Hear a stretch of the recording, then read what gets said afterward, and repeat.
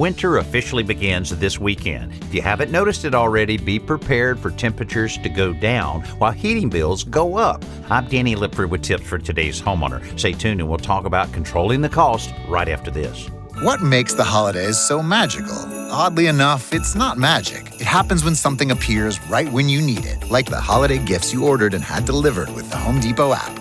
Or when you can build something out of nothing by watching our holiday how-to videos. Or when you know what an object is just by snapping a photo with image search on our app. These things don't take magic. Nope, you just need the impressive technology behind our app. Make the holidays yours with a little help from the Home Depot app. How doers get more done.